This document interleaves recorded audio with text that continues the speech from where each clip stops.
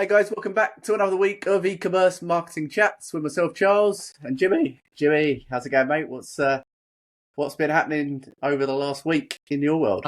Mate, another busy week as usual, and I think we said last week we'd have an update in AI, and I will say this week ChatGPT have actually released their new Image 2.0, and all the stats are showing that it's the kind of the number one image generation model at the moment. So it just goes to show that weekly models are changing in terms of what's outperforming what. So the top rated image generation before this week was Nano Banana, which is owned by Google. And now OpenAI have released Image 2.0.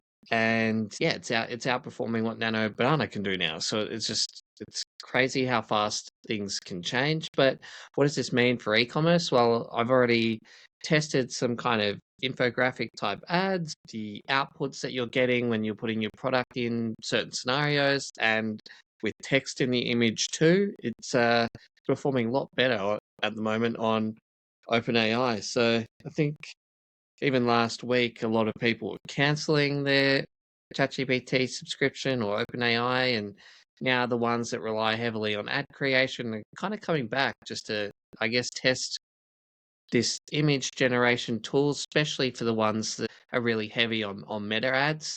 They're coming back to kind of test this, I guess. But I think it's gonna be a constant battle for all models that are coming. Which one's the best and which ones aren't? I think in uh, in the coaching community I'm in, actually, I posted a resource this week. It's called Arena.ai/leaderboard. So if you're not sure what AI you should be using or which ones are kind of good for certain tasks, arena.ai/leaderboard will actually show you which AI models are the best at certain tasks in terms of where they're ranking across the board. So, and to be honest, Claude Opus is number one on a lot of the major ones. So Claude and Anthropic is still kind of number one in a lot of aspects, but when we're looking at some of the creative side. So text to image, ChatGPT Image 2 has now taken number one, and not by a small margin either. It's pretty considerable to the next kind of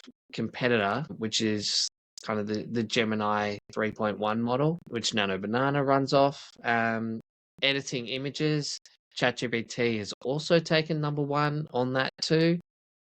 The other ones where Claude isn't number one, so text to video, Seed Dance has taken number one for text to video. So that's kind of the number one, I guess, model to use at the moment. Interesting, the kind of the AliExpress owned Happy Horse 1.0 is number two there. And then Google has number three. Image to video. A Seed Dance again has taken number one. So I guess if you're doing anything in the video realm, like you're creating AI related videos, Seed Dance seems to me the number one kind of model to be using for that. So I think this is important because people are using AI for different things, and everyone's like, oh, what are you using? And people are saying one model or the other. But at the moment, especially on the creative side, there is definitely one standout winner for video related things. There is a standout winner for image related things at the moment. But anything text and kind of, I guess, logic related, there's another winner too. So, and this is changing constantly. So I think this Arena AI/leaderboard is a really great resource for people to use to kind of just monitor what's happening in the AI space and which models are going to be on. So rather than us recommend a model week on week, let's just send out this resource. And when people say, what AI are you using? And because it's changing constantly, and just say whatever's ranking the highest on arena.ai/leaderboard is the one I'm testing for whatever task that I'm doing at the moment. That's a really interesting resource, Jimmy. Definitely valuable. We'll put it in the show notes so people can check it out for sure. Am I right in thinking, I'm sure I saw a tweet as well that OpenAI had launched a new model? Was it 5.0?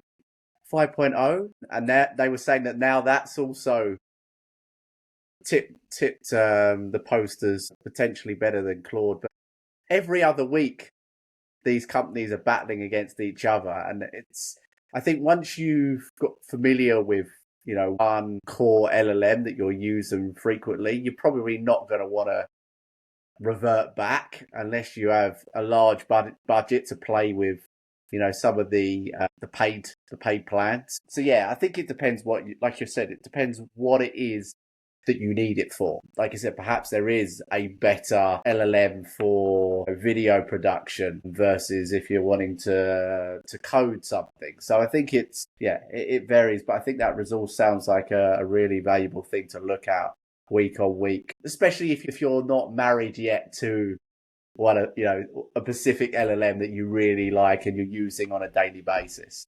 Yeah, and especially for on the creative side, like if you're doing a lot of meta ads, Higgsfield at the moment is kind of the number one platform people are using. But the interesting thing is it's not its own LLM, it's just using the best models available currently. So it's very confusing for people because you're looking at the models that are the best, but then you've also got certain platforms like Higgsfield that just use the best models available, and you can use multiple models in one platform. So outside the models, then you've got kind of the next tier of software companies that are just plugging into all models available and creating a product on the back end of that. So yeah, if you are doing meta ads and video and images, Higgsfield seems to be the number one in that space at the moment. But it is using all the top video models available and the top kind of image models available.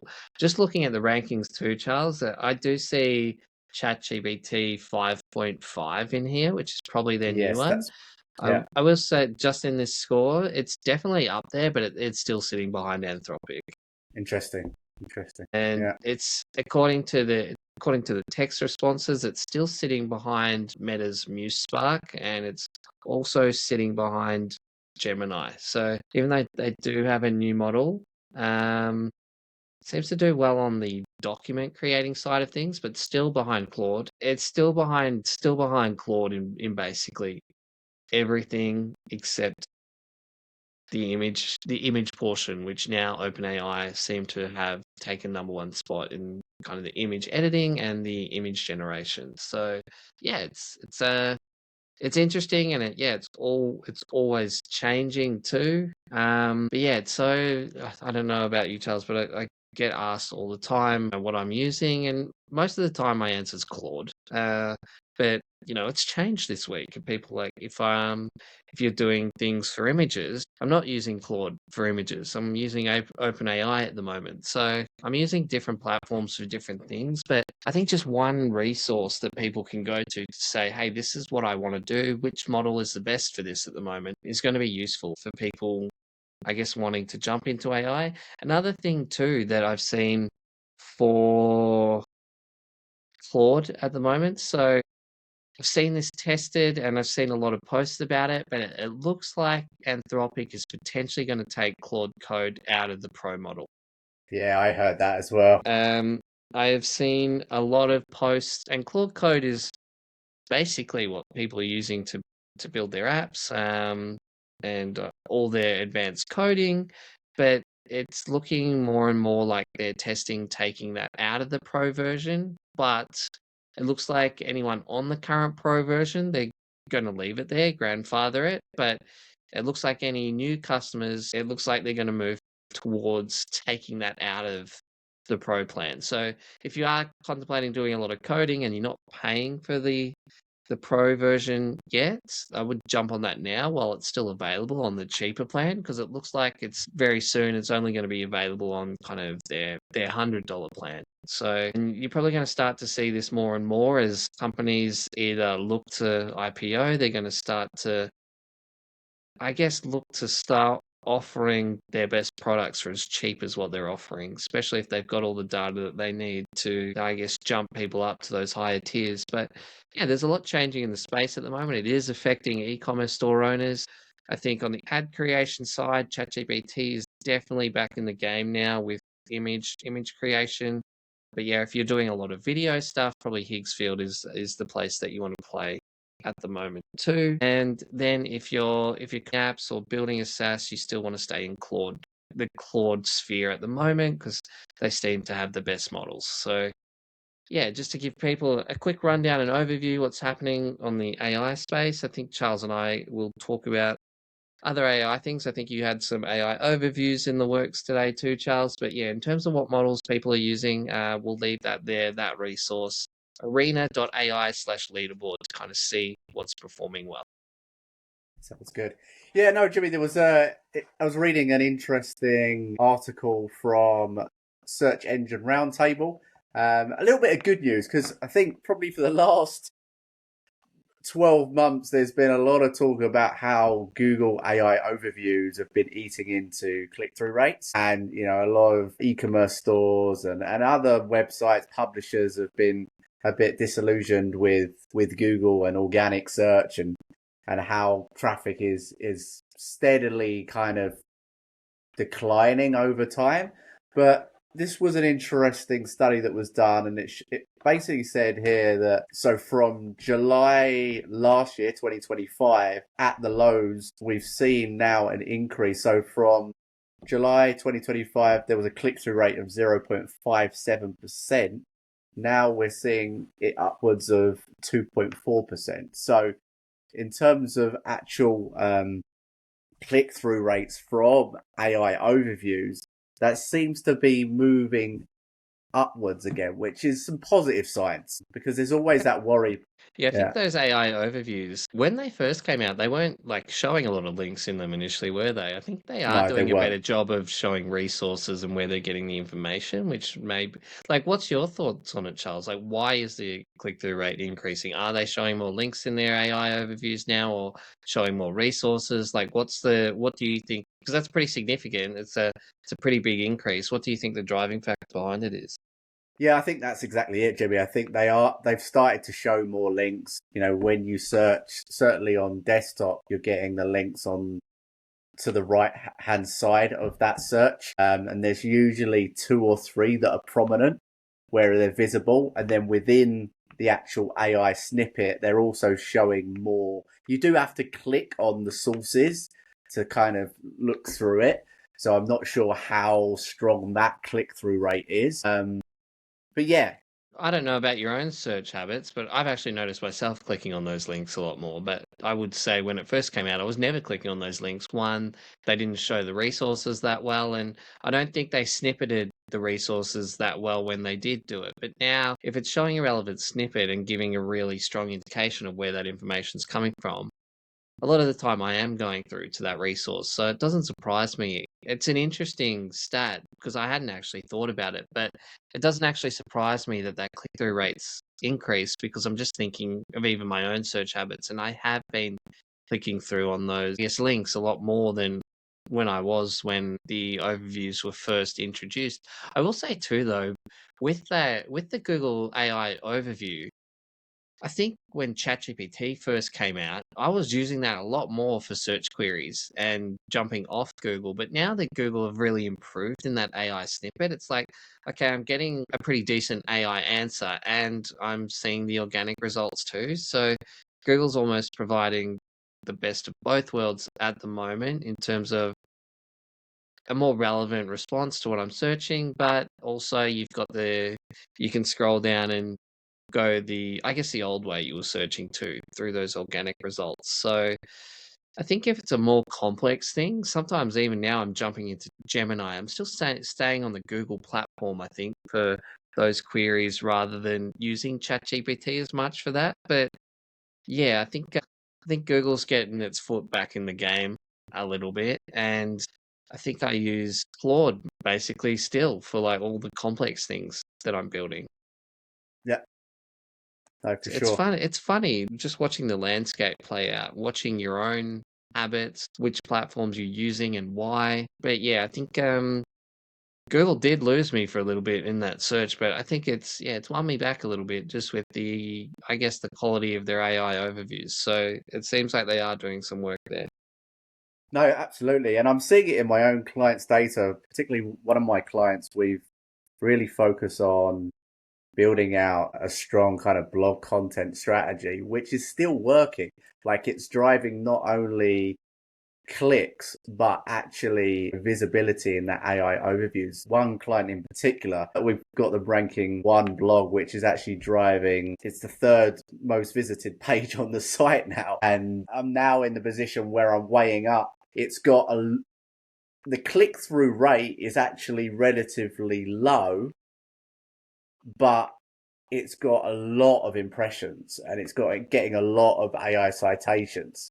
So it's like, do you start tweaking to improve click-through rate, even though it's the third generating still good clicks? Or do you think, okay, let's just focus this as a brand asset that's got strong visibility in AI overviews and is constantly being cited? So that's kind of the balance now with, with the SEO and search organically is it's not just about clicks, but it's also about visibility in these AI citations. Yeah, And interesting. What's your gut feel? What do you want to optimize more towards? well, I think in this situation where it's although clicks to impressions aren't the best, it's still driving a lot of clicks and it's getting a hell of a lot of impressions from AI visibility. So in this scenario, for that particular blog post, I would probably leave it as is. But yeah, I think it's case by case. It depends. I think probably, in future, I'm going to be looking more about not just clicks, but okay, is that blog being shown? Is it being cited? And it's not, clicks is not just the main metric that I'm looking at, but it's always a balancing act. And then it's also educating clients to understand that it's not just all about clicks now. And the landscape's changing all the time, so it's always a challenge. I think one of the exercises I've been doing lately with some of the students that I'm coaching is, especially the ones with blogs on their website, I've been showing them how they can actually see whether the blogs are worth their time or not, and whether they're writing about the right things. So I think the process that we're going through is quite simple actually. So we're going to Google Search Console, we're going on the performance tab, we're having a look at the top pages, and then we're typing in blog as a filter, and then it'll actually show, well, majority of the time people's link URLs will have the slash blog in it, especially if they're done on Shopify. So we're just putting blog in there, and then it's giving a list of all the blogs that you have on your website. And very quickly you can see which ones are generating clicks, which ones aren't. And sometimes people are writing a lot of blogs, and over the last 3 months, they've got 50 blogs, and they might be getting like 4 clicks from their blogs. So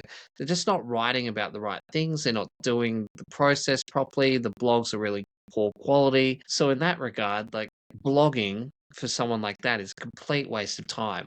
And then you've got the other extreme where we type in blog and they're actually generating thousands of clicks a month from some of these articles. The articles are really media rich, got a lot of information in them. They're useful to the audience, quite detailed, and just good blogs. And yeah, they're generating thousands of clicks a month. And it's like, okay, you need to take this template that you've built this blog on and do more of this type of thing and build that out. So I get asked this a lot, like, and probably you do as well, Charles, about quality of blogs, and we're still, especially with AI at the moment, I'm still seeing blogs generate a lot of traffic for e-commerce businesses.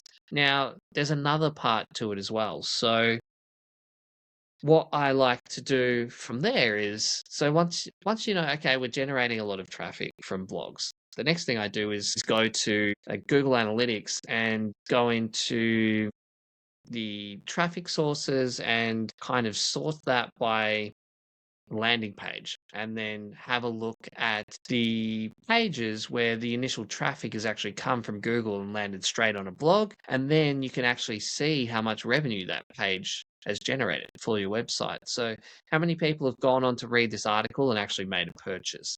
That's the next piece of the puzzle too. So there's no point, even if you are getting a lot of traffic on your blogs. Now, if it's not converting into sales, again, is it beneficial or not? You're getting a lot of traffic, but no sales. So I think the golden, I guess the golden goose for writing blogs is a lot of traffic, and you can see it's actually driving sales to your website. Now, I've seen some students that have really good blog articles they get a lot of traffic, but they're just not generating any sales. They haven't mentioned their product at all in the blog, or at least tried to point them in the direction to make a sale for whatever they're researching. So yeah, there's a few caveats for writing blogs, and one, they can be really good at driving traffic, and in other cases it's not good at all.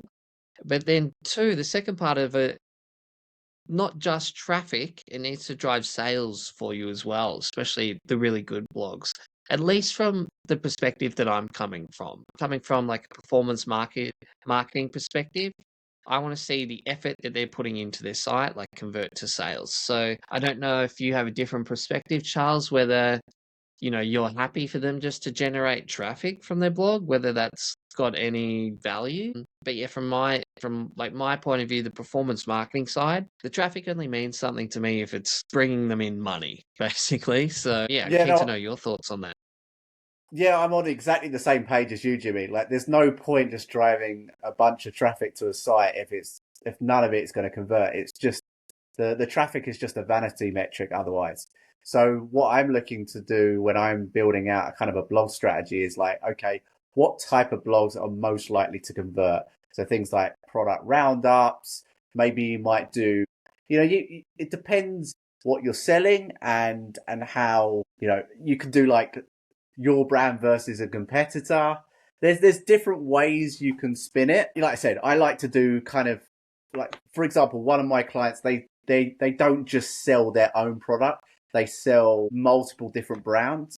So I have the option to do like product roundup of like the top products within this category from various different brands, and they happen to sell all of those brands.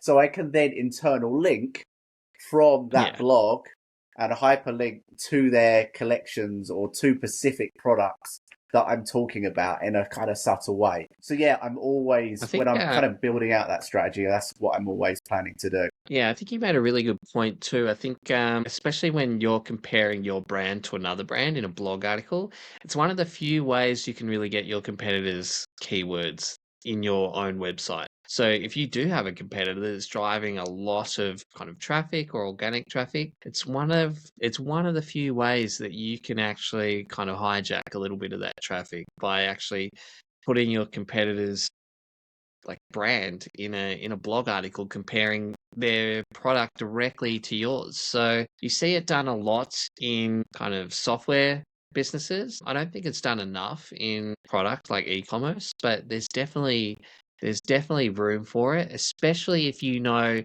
that your product has a really good selling point or unique selling point over your competitor. And if you genuinely know that the product is better than what your competitor's offering, it's a really good strategy to jump on, I think. Yeah, for sure. One of the others that's doing really well at the moment is the old kind of old school listicle post. So top 10 best whatever, product category. And especially if you're selling a lot of different product types or different collections, you can literally create a whole list of blog posts that not only are going to drive traffic, but also start showing up in AI search results as well. And that's what I'm finding is working pretty well. And it's a quite a straightforward process, best top 10 best or 5 best X, whatever it is you're selling, is a good way to drive, not only clicks, but get that AI search visibility, getting your brand shown for specific recommendations. Because especially with AI search, people are doing that research, aren't they? They're looking for the best, what are the best sofas, leather sofas? What are the best, Nike trainers for runners?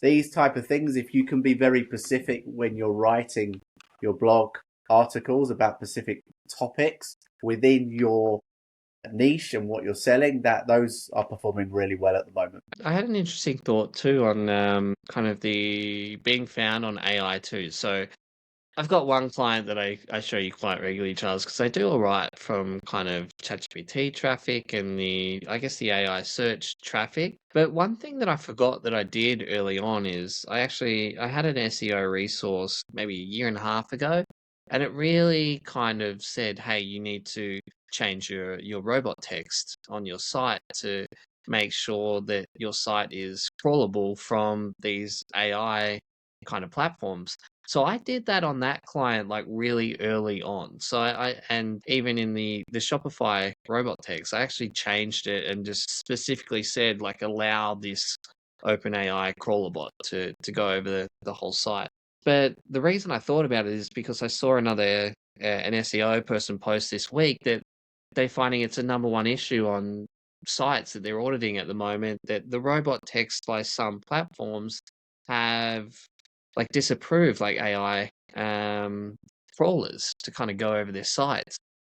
Um, I'm just thinking about that because the client that I'm thinking about, it's the only one that I've done it on, but it's by far the one that's getting the most kind of search traffic from AI. So is that something that you're doing for your clients at the moment, Charles? Like changing that robot text and making sure that they've got every opportunity to, I guess, be crawled by AI search platforms to be found in that regard, or Yeah, we're not playing around with it too much. Like, I mean, Shopify have kind of default settings anyway that basically allow these AI crawl bots to crawl your site anyway. And there was a lot of discussion. Like, there was like an LLM text file which you can upload to your site as well.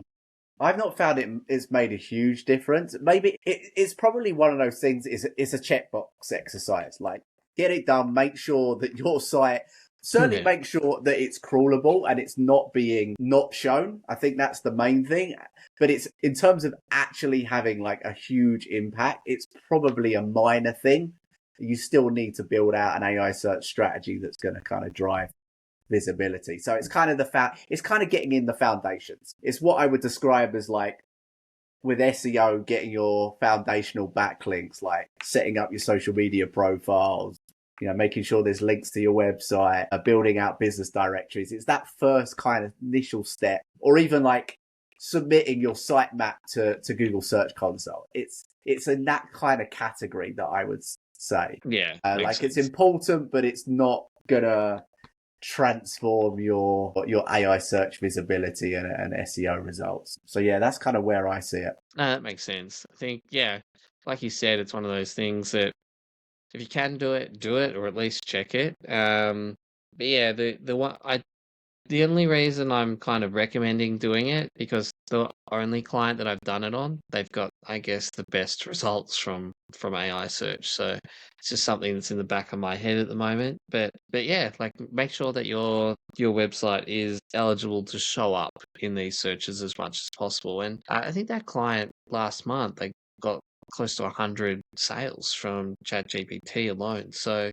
Um, I'd be curious to so know what else they're doing as well in terms of like, is there, have they got a blog strategy in place? Do they have, have they got a lot of offsite signals? Are they interacting with like Reddit forums? It'd be curious to know if they're doing anything that they may not even realize is actually having a positive impact on AI search. And I don't know, yeah. Jimmy, Well, what your take is. I do everything for them, so I can tell you that they're not doing Reddit. And we've done little on optimizing product pages for like LLMs, and the blog strategy, there's not a whole lot of, they might have 8 blogs, I think, and they're generating a decent amount of traffic per month, but yeah, I wouldn't say they've done anything like overly special, and they're doing well in kind of ChatGPT at the moment because I know sometimes like I see your post on one of your clients on the percentages that AI searches is bringing in, and when I compare it to this client, like this client is bringing in significantly higher percentages than kind of Yeah, I think it depends. It really depends what industry you're in. So, like, yeah for example, what I'm realizing is the most well-known companies within a particular niche are typically doing better. Or, there might be a well-known forum that's constantly getting cited within that industry that's getting a large share of that visibility. So it really varies, I think, from industry to industry. Yeah, I would say that too. So I'm just looking at this client, and just over the last like 14 days, they've had around 30 orders from ChatGPT and 3 from Bing. So Interesting. Yeah. like ChatGPT, and to compare that to Google Organic, 7 from Google Organic. Okay. Yeah, so So that's very ChatGPT's making inroads for this particular client, percentage wise, definitely. But you know what I've noticed this week actually? I've noticed traffic from Claude and Perplexity even increasing. So I interesting. hadn't noticed it before, but I think we got our first sale from like a Claude search this month, and a couple from Perplexity as well. So those models, Perplexity surprises me. Like I don't know anyone that's using Perplexity, um, and even a few from Copilot too. So they're starting to come now, but yeah, I think Bing's in trouble because it's just so hard to use. All my clients are getting frustrated. They can't get their product feed onto the merchant center, and Bing is just an absolute nightmare to use at the moment. So unless they clean that up, I think they're going to really drop off. Yeah, it's like I said, it's interesting. Like I said, one of the clients that I've got in the automobile space, Bing is and Copilot is the second in terms of revenue, in terms of organic sales drivers. Like I said, it's a ChatGPT is lower down the list. So I guess it all depends on Yeah, what market definitely. you're in. Yeah, for sure, ChatGPT, isn't something that should be slept on. And it's clear, from the example that you use, Jimmy, that it's driving sales. So Yeah, definitely. certainly At something a to high pay at a attention high to. conversion rate too. So I feel Yeah, like the traffic that comes through from these like AI engines typically have I guess a higher trust, or they've done the research already, so they're ready to buy. But yeah, I think we'll wrap that up here for this week. I think we've covered there's been a lot of kind of golden nuggets in this episode. This episode's gone so fast. It's probably been one of my favorite. There's a lot of gold nuggets to take from this, things that people can implement, places that they can go to see what AI model they should be using for different things, whether you should be working on a blog or not currently. Yeah, there's a lot to take from here. So plenty of actionable steps.